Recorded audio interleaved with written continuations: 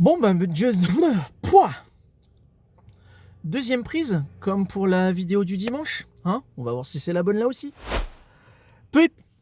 Bonjour et bienvenue sur Adricoscope, la chaîne faite avec le cœur et tournée avec les pieds. C'est un plaisir de vous retrouver pour cette nouvelle vidéo consacrée à une de mes expériences de lecture. Et cette fois-ci, il s'agit de Spider-Man Un jour de plus, scénarisé par J.M. Straczynski et dessiné par Joe Quesada.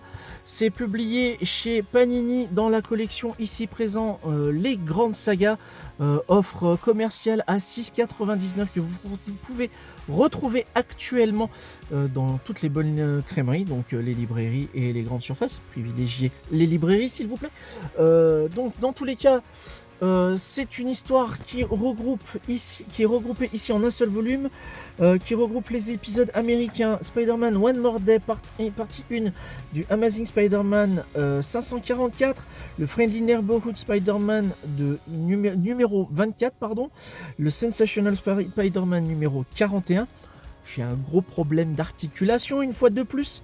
Et pour finir, le Amazing Spider-Man 545, une publication donc qui va s'étirer de novembre 2007 à janvier 2008. Et comme je l'avais présumé, ça démarre très bien avec Straczynski, ça s'étire un tout petit peu et ça se finit en... Voilà. Donc clairement, cette vidéo va spoiler, donc si vous n'avez pas lu Spider-Man Un jour de plus, arrêtez immédiatement, foncez, vous le procurez, vous faire votre propre opinion et revenez pour la suite de cette vidéo. Allez-y, j'attends. Donc, Straczynski, encore une fois, se réapproprie l'univers du tisseur pour pouvoir raconter ses propres contes, puisque Straczynski adore travailler l'aspect un peu métaphysique, éthéré, totémique du tisseur. C'est quand même lui qui est à l'origine de l'approche totémique de l'araignée avec l'animal totem, l'arrivée des héritiers avec Morlun, etc. Là, une fois de plus, il va poser, il va mettre Peter Parker dans une condition, dans une situation très pénible, parce qu'en fait, Tante May va recevoir une balle perdue qui était à la base destinée à Spider-Man, et il va devoir, il va se lancer dans une quête perdue, il va tenter de réaliser l'impossible pour pouvoir la sauver. Et malgré les soutiens, malgré les connaissances qu'il peut avoir, il n'y a aucune échappatoire possible, à l'exception d'une seule, c'est de pactiser avec Mephisto pour faire table rase de son mariage avec MJ, et Tante May est sauvée. Tante May, qui, je le rappelle, attrape aussi souvent un cancer ou tombe dans le coma que nous, on attrape un coup de froid. C'est ce qui est pour moi assez révélateur de la problématique de Spider-Man, c'est qu'à chaque fois que l'univers et les personnages évoluent et qu'ils ont la possibilité d'amorcer quelque chose de différent qui va amener à explorer des chemins totalement inédits. J'en veux pour preuve le Superior Spider-Man, avec cette idée géniale où Dr. Octopus se retrouve dans l'esprit du jeune Peter Parker et se retrouve avec cet héritage de Peter Parker. Le début était génial et finalement finit un peu en autre boudin, parce qu'il faut réinstaurer un statu quo de base pour que de nouveaux lecteurs puissent se réapproprier le personnage et découvrir cet univers. Mais je pense qu'en réalité, il y aurait eu matière à faire quelque chose d'autre. Enfin bon, bref, je vais pas parler de Superior Spider-Man, c'est pas le but de cette vidéo, c'est le but d'Un jour de plus. Donc au niveau du scénario, il y a quand même de très bonnes idées, il y a des petites fulgurances dans le récit. On va pas se le cacher. J'aime particulièrement le face-à-face entre Peter Parker et Iron Man, car au niveau de l'action, cela se déroule peu de temps après Civil War, où Spider-Man décide d'intégrer la faction d'Iron Man, donc pro décret de super-héros, et dévoile son identité publiquement D'ailleurs, ce qui a créé une situation assez comique de voir les réactions des différents proches de l'entourage de Peter Parker quand il se rend compte que Spider-Man, c'est ce mec-là. Dit Jonah Jameson, ça m'a fait beaucoup rire.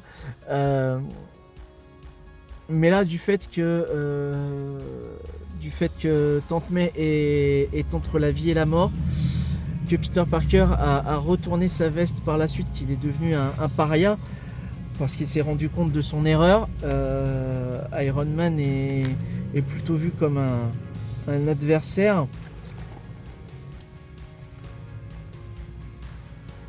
En termes de composition et de dessin, Joe Quesada, c'est toujours aussi fun.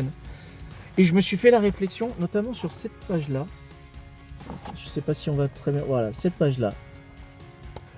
L'ancrage est de Danny Miki, et Danny Miki était un encreur qui avait beaucoup travaillé avec Greg Capullo sur les planches de Spawn. Et en lisant Spider-Man un jour de plus, le style de Joe Quesada m'a fait penser à celui de Todd McFarlane par moment. Alors je pense que c'est dû justement au travail de Danny Miki à l'ancrage. Comme quoi, le tandem dessinateur et encreur est quand même hyper important dans un comic book, je trouve, parce que c'est ça qui va lui conférer une patte visuelle assez spécifique. Parce qu'il ne faut pas oublier que c'est le même dessinateur qui est derrière le fameux Daredevil sous l'aile du diable, et ce n'est pas Danny Miki qui est à l'ancrage. Je crois que c'est Brian Holguin. Corrigez-moi dans les commentaires si j'ai une bêtise, mais il ne me semble pas que ce soit Danny Miki, parce que la patte visuelle, le style graphique est différent entre Spider-Man un jour de plus et Daredevil sous l'aile du diable. Ça reste quand même super fun, ça reste super joli.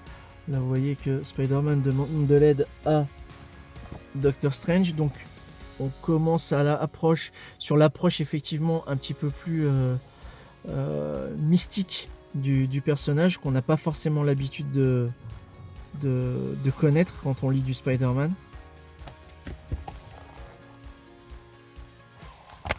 Mais en tous les cas, c'est un récit qui est quand même assez cool. Le dénouement, je l'ai beaucoup moins apprécié en revanche, parce que Mephisto intervient. Donc déjà, faire intervenir Mephisto dans un récit de Spider-Man, c'était un petit peu casse-gueule, je trouve, à mon sens.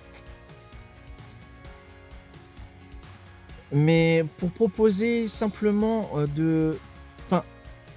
instaurer un nouveau statu quo, simplement en disant on fait table rase, et puis en contrepartie je t'enlève toute la partie avec ta femme dont ton mariage n'a jamais existé. Je trouve la pirouette scénaristique un petit peu facile. Alors par contre, Mephisto a rarement été aussi classe que sur les pages de Quesada. Il y a un travail sur la lumière que je trouve absolument dingue. Son apparition ici, elle est folle. Et les gros plans de son visage.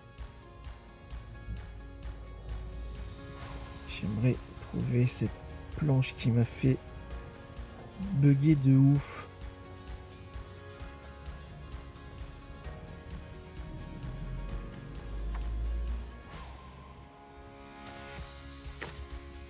Je fais pas arriver.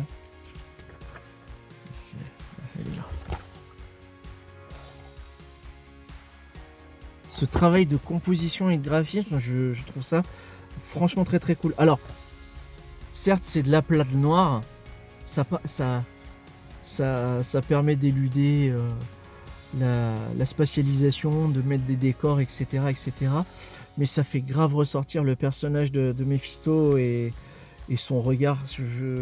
Ça marche vraiment très très bien. L'image de la fin. J'essaye de pas trop vous en montrer, que j'aimerais que vous puissiez vous faire votre propre avis. Mais bon, voilà, je me devais de lire ce titre-là parce que j'avais lu Back in Black, que j'avais beaucoup apprécié, et qui proposait justement un développement différent sur Peter Parker à partir d'un postulat de départ assez similaire. C'est-à-dire que, une fois de plus, un proche de Spidey est entre la vie et la mort. Et là, par contre, Peter Parker pète les plombs. Et pour l'occasion, va se mettre à reporter le fameux costume emblématique noir et blanc de sa période symbiote, donc là en version tissu, et qui va être limite en mode Punisher, quoi. Il va s'autoriser un code moral un petit peu plus violent que ce qu'il a l'habitude de faire pour parvenir à ses fins. Et j'ai préféré Back in Black que Un jour de plus à comparer, parce que on peut pas s'empêcher, une fois qu'on a lu le précédent titre, de faire des petits rapprochements, des cousinages, des similitudes, des petites passerelles entre les deux récits. Voilà. Si vous connaissiez Spider-Man Un jour de plus de Straczynski et Quesada, que vous l'ayez lu ou non, n'hésitez pas à m'en faire part dans les commentaires. Si, au contraire, ça vous a intrigué, que ça vous a donné envie d'en savoir un petit peu plus, n'hésitez pas à m'en faire part dans les commentaires. Quant à nous, on se retrouve jeudi, et jeudi, on parlera de... mais je ne sais pas encore, parce que j'ai pas encore potassé le sujet. Et pour ça, il faudrait que je prenne le temps de lire, et c'est ce temps-là qui me manque un petit peu plus en ce moment. D'ici là, portez-vous bien, plein de funkitude, et à bientôt pour une prochaine vidéo. Ciao. Faudrait que je prévoie une bouteille d'eau parce que j'ai la bouche gravement sèche sur la fin.